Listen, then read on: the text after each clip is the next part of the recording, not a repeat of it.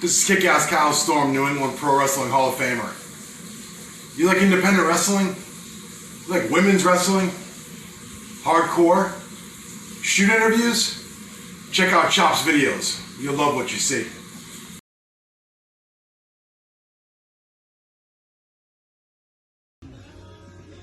What's up, guys? Teddy Goods here, and for all of you who are junkies of early 90s independent wrestling, especially from the New England area, I need to let you guys know about Chop's videos on YouTube.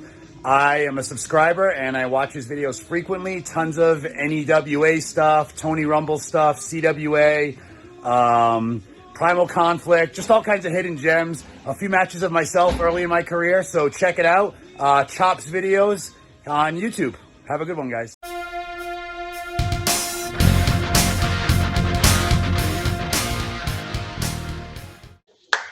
We're here chatting with Chopper. I'm here with Kyle Storm. How you doing, Kyle? What's up? What's up, man? Good to talk to you.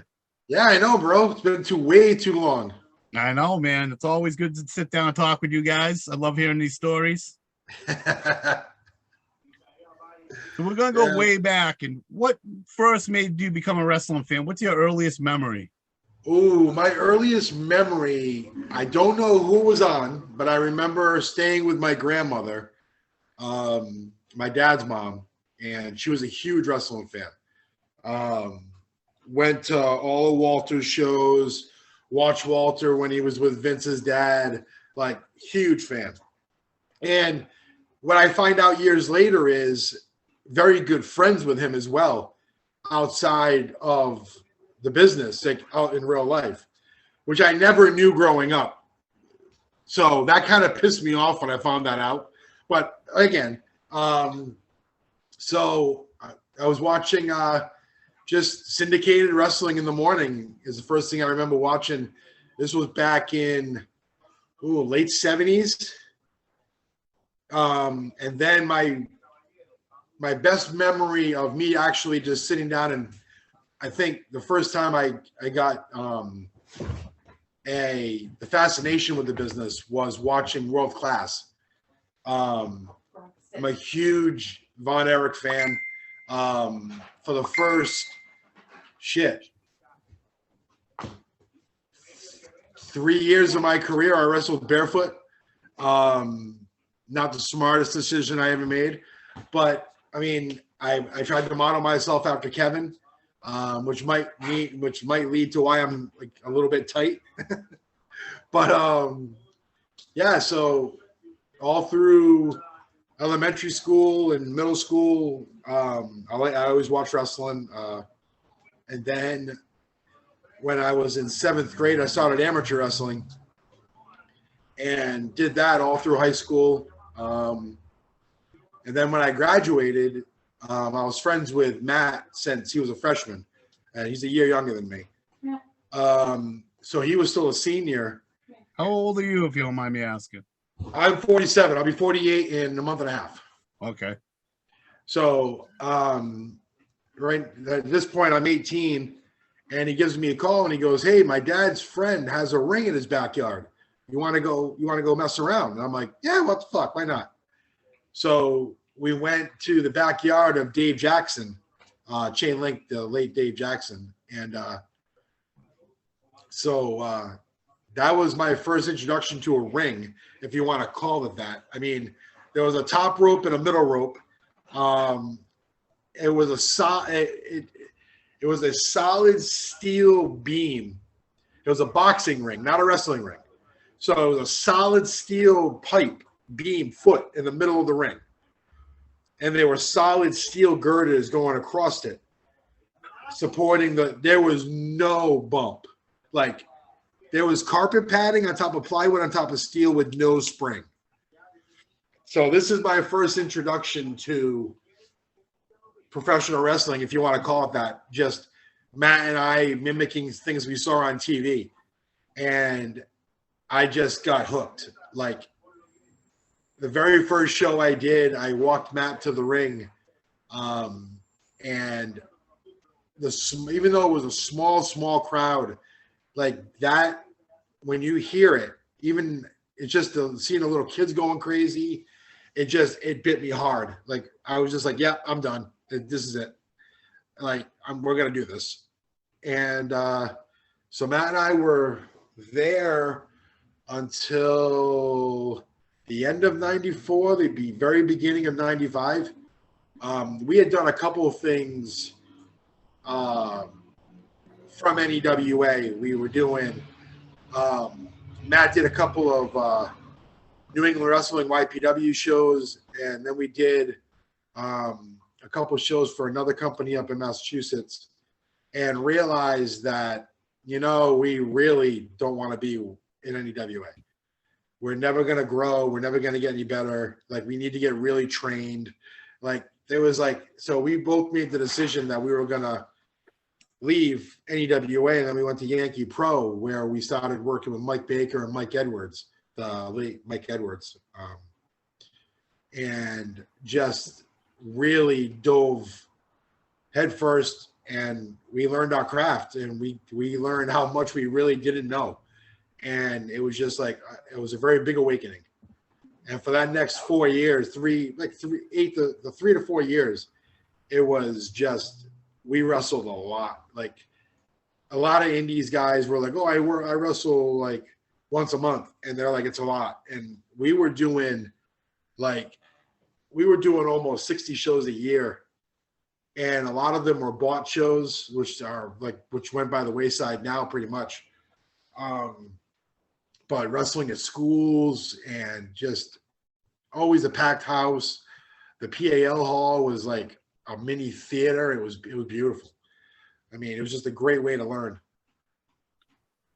Yeah, Yankee always had a lot of shows. Did you do South Coast shows too, or just Yankee? No, I never did South Coast. I was what's kind of funny is I ended up leaving EW on getting let go from YPW because I was helping Donnie with his elite wrestling company. So because I had a business card, I got fired from YPW. That was the first time we got fired. And then we went back to YPW and pretty much just did whatever the fuck we wanted to because we was just a joke at that point. So that's when we started the Dogs of War out of Elite, and where Matt and I just decided that, okay, we're going to start traveling and really getting our name out as much as we can. And so the Dogs were born in Elite and went to YPW, and just we were going to towns 3 weeks before we worked there, and we were plastering the town with flyers of Dogs of War shit. And we're coming for your daughters. And we just blanketed the town to the point when we showed up to the show, we actually got pulled to the side and yelled at. There were people in the audience that were here for the Dogs and cheering us. And we were the heels. So Andy Jackson and Mark Chambers, who were the pretty boys, they got booed the second they walked out of the curtain. And we just, we did bad business when you think about it now. Then we didn't fucking know, and nobody was teaching us. The veterans that were around back then didn't want to help you at all. They were just like, fuck you, kid. You're not taking my spot. Whereas it is now, the vets really try and help guys. But totally bad business, but it was fun as fuck. And I had gotten split and open the night before by Mark Chambers, and I had 15 staples in my head. And when I got there, the commissioner handed me my license and then saw the bandage on the back of my head and was like, what are you doing? What are you doing? And I'm like, oh, I'm not wrestling. I'm just managing. I'm not even jumping in the ring. I got hurt last night. And he's like, make sure you don't get in that ring, because if you do, we're going to fine your promoter. I'm like, no, we're good. And there was rumors that the night before, when I got split open, it was deliberate. So I had gone into that show pretty much already knowing that this is going to be my last show for Yankee Pro. And that was in 98, late 98. And I knew that I would never wrestle for them again. And to this day, I have not. and Matt's done a couple of shows for him and stuff like that. I have never stepped back foot in the building, and I probably never will be allowed to. But cause I had every intention of jumping in the ring and beating the shit out of Andy and Mark because of the night before. So, and I told the guys flat out, I said, guys, I'm doing a run-in at the end of the night. And Matt and Randy were like, Kyle, you can't do that. I said, guys, I'm doing a run-in at the end of the night. And they're like, all right, whatever. Like, so I kind of fucked it for them too. I mean, I feel bad, but I was young and stupid. So that was it for Yankee. Wow. Going back to world class, I was a huge world class fan, man. Once I found that, I mean, it was like a whole different thing. You get any better than Iceman King Parsons and Bruiser Brody, the Freebirds? I mean, shit, man.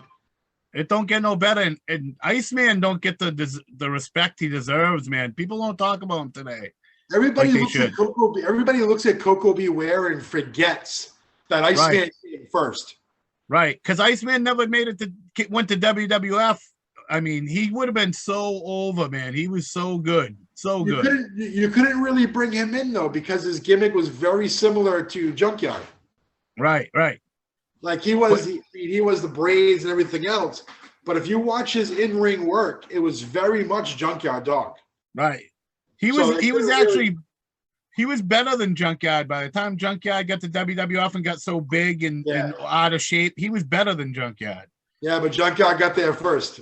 Right. And Junkyard was so over by that time. Everybody knew who he was and everything that nobody knew who Iceman was at that point. Nope. At least not the casual wrestling fan. No, not in the East Coast. You know, in Texas and down there, everybody knew who he was. He was over down there, but yeah. But I love that stuff, man. I remember at one point being at a certain age and watching and thinking, when people say wrestling's fake, they mean that Hulk Hogan wrestling. This world class stuff, they're hitting each other. Look at that. I thought world class was real and WWF was fake at one point in my life. It was the closest to real that you could get. Because they were hitting each other. Oh yeah. You know, they were it was, I mean, not to call wrestling fake or anything, because it isn't, but it was two different things. It was two totally different things. They took being tight to a whole other level. Like people talk about the strong style, and I'm like, mothers, you fucking stole that from WCCW. Right. Hey, I mean, you watch that, and then you watched like Hogan, what he was doing in WWF, like squash matches. You watch that, and you were like, that's two different things. Like that's two totally different products, man. They used to say, and like, it was funny because when Matt and I met Harley and Ricky, we were talking and stuff, and they were like, "You guys were born a generation too early."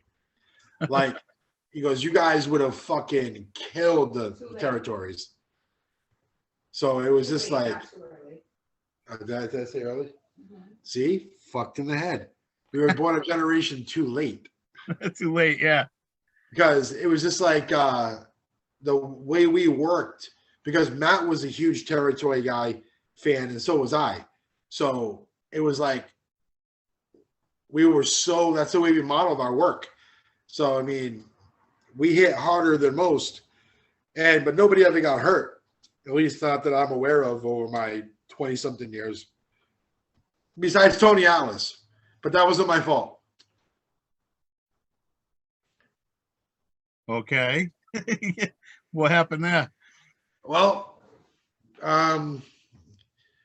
Tony wasn't feeling too great, so he had taken some cold medicine, and I guess he had never moved on a moonsault before, so he didn't know that he had to roll in. So when we were talking about the match, he kept saying, "Okay, so I roll out." I'm like, "No, Tony, you roll in." He goes, "Oh, okay." Then we're talking about it again. He goes, "Okay, so I roll out." I'm like, "Tony, no, you roll in." He's like, "Oh, okay." So I went over to Sandy, Master Sandy, who was his manager for the night.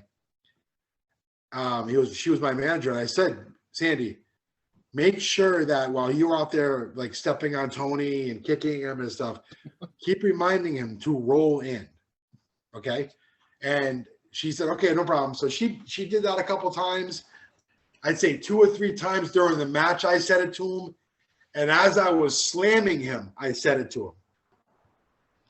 And when I miss a moonsault, I do like a huge Kurt Angle, as much height and arc as I can get when I do it. So I climb up there and I'm looking between my legs and he's looking right at me. So I fucking do the moonsault and I'm upside down and all I see is Tony rolling out. And my left knee came down right across the back of his head and knocked him out cold. Now, Tony's supposed to be going, this is my first night with Chaotic. Tony's supposed to be going over on me. So here he is, knocked out. So I roll him over and I kick myself out. And I pull his shoulder up and I do the kick out. And then I grabbed by the back of his head and I was just like lightly hitting him in the slapping him, like trying to wake his ass up. Out. So I was like, I looked at the ref and I'm like, dude, what do you want me to do? He goes, pin him. And I'm like, all right. So I rolled him up and I pinned him and I went to the back. And I have never felt so bad in all of my life. So I'm sitting there. Now, this is shit. 99, so I am 24 years old, and here I am, and I just fucking, I don't know what I did to Tony Atlas. Like, I was just like, what the fuck? So I'm sitting at my bag, and I'm just sitting there, and I'm a fucking mess. And fucking King Kong Bundy walks over to me. I'll never forget it, Chris. He walks over to me, and he goes, way to go, Storm. You just killed a legend. And I was like, and I grabbed my bag and I walked out. I was a fucking mess. So fast forward about, I don't know, about a month. I'm working a Primal show in Revere, and Bundy's on the show. So I get there early because I always get the shows early, and I look at the lineup, and I see Bundy on it. And I'm like, oh, you motherfucker. Okay, here we go. So I went over to Donnie and I said, Donnie, look, I'm going to write up a fake lineup and I'm going to put it up. And it's going to have me across from Chris. Wrestling Chris. And he goes, all right. And I said, I'll change it back when everybody gets here, but I want to rib Chris. And he's like, all right, go whatever. So I wrote up a phony lineup with me across Bundy and me going over. And it said via moonsault. And so Bundy walks in and he sees me. I'm like, hey, what's up? So I go about doing my business at the ring. And he looks at the lineup and he goes, yo, stud, fuck this shit. I'm not wrestling the Legend Killer. Now, mind you, this was 99, so way before Randy Orton. So he goes, fuck you, Donnie. I'm not working the rest of I'm not wrestling the Legend Killer. And I fucking lost my shit. I laughed so hard. So That's a riot. Yeah, it was good. Like I said, man, it's what I remember is like I try not to remember the bullshit and the stupid heat. Like I've known Donnie since 1992, and I can say probably half of that time there was heat with us for stupid shit. And if the both of us, well, I mean more him, could get his ego out of the way, those shit would have blown up, man. We were all just fucking hotheads. Young, dumb, and full of stupidity. Right. It was right there for a little bit. It seemed like, you know what I mean? It seemed like it was ready to blow up for a little bit there. Yeah, but too many people get there. They forget that it's for the people watching, not us. Good point. So Can't find my Primal papers for some reason. But I have a whole list of Primal stuff. Okay. So you did a couple years in NEWA, and then you went over to Yankee Pro for like 4 years, you said? 3 to 4 years. Yep. 3 to 4 years, and then that happened. And then where'd you go from there after the incident? Went to what it should. Oh, the me getting fired. Well, you wanting to get payback after the Staples. Yeah. So Matt and I started traveling. We went to this company down in NCCW, down in West Virginia. We worked a couple of shows for him. We worked some shows for NWA East, which was Jim Miller and Samu was the booker. That was an interesting 2-show weekend with Sammy. I mean, it's funny. I was sitting at home, and we had sent doggy bags, which was our promo package that we sent out to promotions. We actually put it in a brown paper bag, and we called it a doggy bag. And inside was a videotape, a picture, dog treats. It was just stupid shit we sent out to every promoter, like from New England to Ohio to Florida. We just blanketed everybody that we could find because we wanted to start traveling. Yeah. And so I'm sitting at home one day, and I get a call from Samu. And it was for the weekend after Thanksgiving, a Friday, Saturday gig. And this wasn't WXW? This wasn't Office WXW? No, this was NWA East out of Pittsburgh. Okay. So I get the phone call, and he goes, "Hey, this is Samu from NWA East." And I'm like, "Oh, hey, what's up?" And he's like, "We want to know if you and Matt want to come down and work for us. You're going to be working me and Savio Vega's nephew, or was he brother? I can't remember. Chevy Vega. I can't remember what relation to Savio he was. It's the Vegas are like the fucking noise. Everybody's connected." So I was like, "Oh yeah, sure." He goes, "So what do you guys need to work?" Now I didn't fucking know what to give. This is I think this is like our first actual traveling outside of New England. So I'm like, I don't know what to fucking say. So I'm like, I say like $150 a night. And he goes, "That sounds great." So here I am, like thinking of Matt. I'm like, all right, cool. We both walk out of this because they're going to pay our expenses as well. So they put us up and they paid for my gas. So I said, we're going to walk out of this with, like, after the strip joint on Friday night after the show, we're going to walk away with some pretty good money, because you always go to a strip club after the first fucking show because we're fucking stupid. But anyway, so that's cool. So we show up to the first show, and it's just a regular, like, fans supply the weapons. And Matt and I were already doing hardcore shit anyway, so we're like, that's nothing. So we show up there, and we start going over the match, and that's the night that Samu let me on fire twice. So it was an interesting match. But anyway, we're in the back, we're getting changed up, and so Jim walks over and hands me an envelope and hands Matt an envelope. So I open it up, and there's $150 in it. And Matt opens his, and there's $150. So I'm like, oh shit, they're paying us for the weekend early. Nice. Now we can really go out and have a good time tonight. Instead of only having 75 a piece, we have 150 a piece. Now we can really get into trouble. So we go out to the club, and then we go back to the hotel, and we get stoned out of our fucking minds. You opened up our fucking hotel door. It was like Cheech and Chong. It was ridiculous. And then, so we go to the second night, and it's just a regular match where Matt makes a very offhanded joke during, like, we're going over the heat, and I'm notorious for fucking up planned matches. It's not I don't do it. So I'm going over the heat back with Samu, and I'm like, blah, blah, blah, drop kick. And Samu goes, no, Samu doesn't do any drop kicks. So Matt fucking pipes up and goes, well, the Samu in my video game does. And Sammy's just like, huh, okay.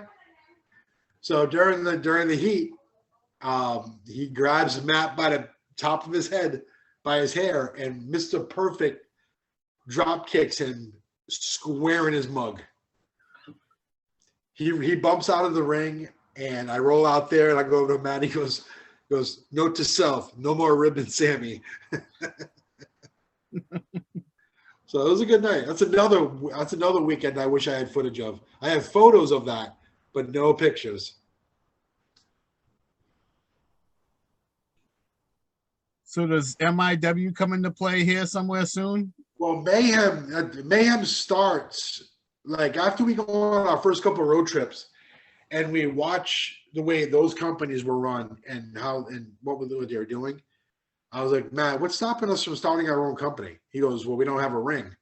So I said, okay, so that's stopping us? He goes, yeah. I said, all right. So I found one from Jersey All Pro.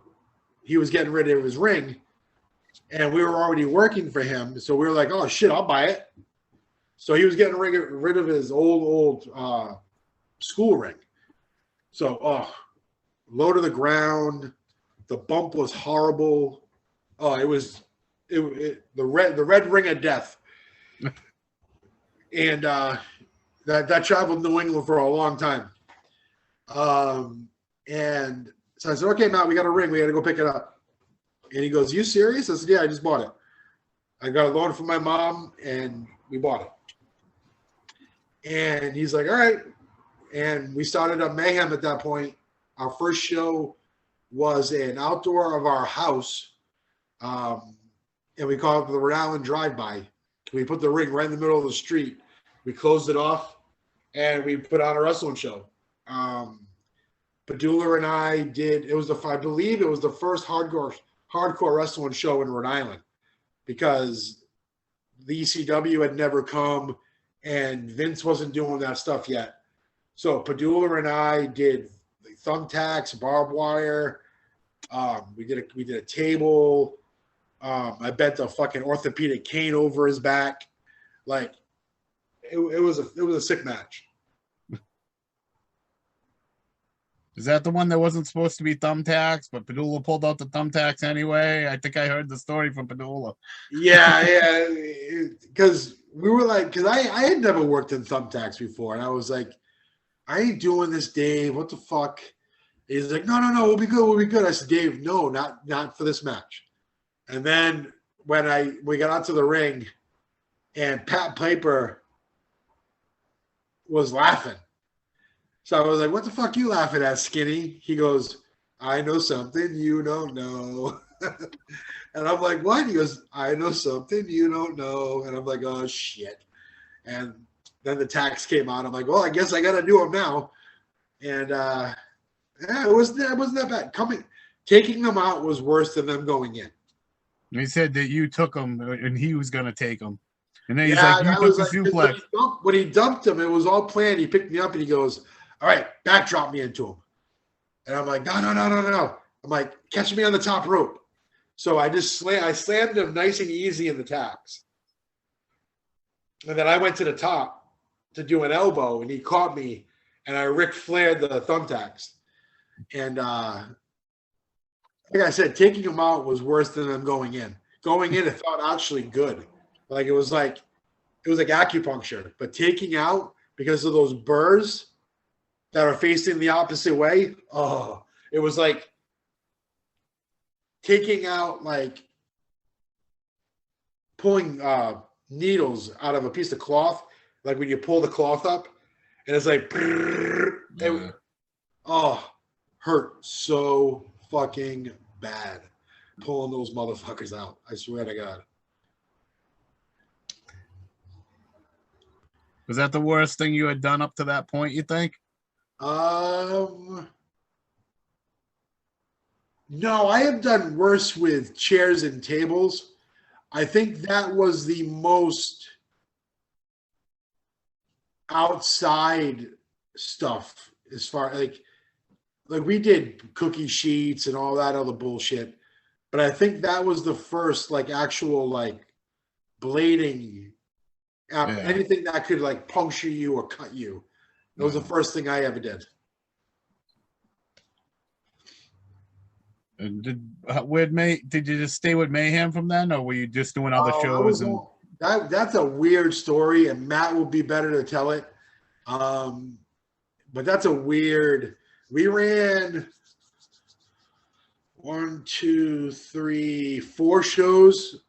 No, I'm sorry, 8 shows. And then I was no longer with the company. I had left the company, and then it was kind of fortuitous because 6 months after that, I got diagnosed with cancer. So I had to handle that anyway. So I was out of wrestling for about a year.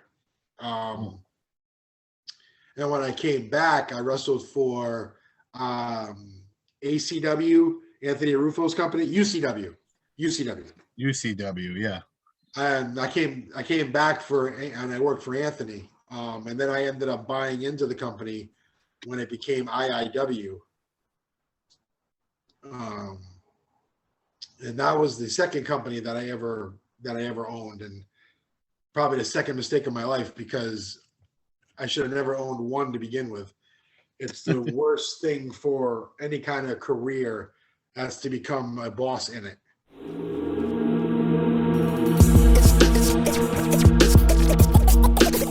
It's about time. It's about time. It's too much to know, so we don't care no more. Been afraid so many times, but we ain't scared no more. Seen so many things, so nothing's new to me. Punisher, baby, telling you to check out Chop's videos on YouTube. He's got the best collection of classics in New England wrestling and professional wrestling in general. So go ahead, subscribe, give him a follow, give him a like, and hit the bell notification so that you get the latest videos when they drop. Y no te olvides, que guste o no te guste, Chop Videos, esa es la que hay.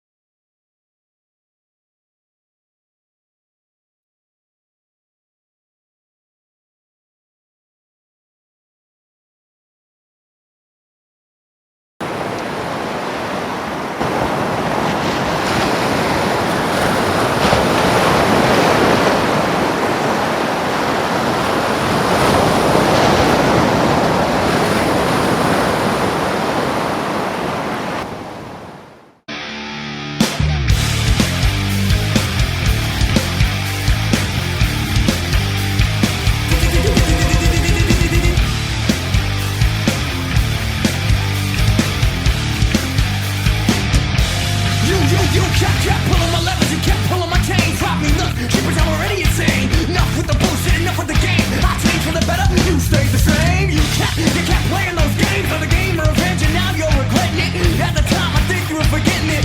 That good shit, I admit it. Now I'm really setting it off. Ball feet, motherfucker, watching your car like, let me clear my throat. You realize I ain't no joke. I was running to you back in the day like Bill Cosby. Hey, hey, hey, no denying you've been crying to me. No denying you're fucking lying to me. Shit, there ain't no denying you're a fucking liar. You lie, why didn't you lie to me? Yeah, there ain't no denying you've been fucking lying. You lie, why didn't you lie to me? Why did you lie? Why did you lie? Gotta know why, gotta know why, gotta know why you lied to me. Oh yeah, yeah, yeah, yeah, yeah. Well, all this picking and all this fusing, this is not confusing. All I know is I'm not losing, not winning. I'm just beginning to find out all about you. This is the mandate for Omega. Stay back, relax, and listen on. Instead of my career in professional wrestling, and remember to subscribe to Chop's videos on YouTube. Hit the bell notification so that you don't miss other interviews. Y guste o no te guste, esa es la que hay.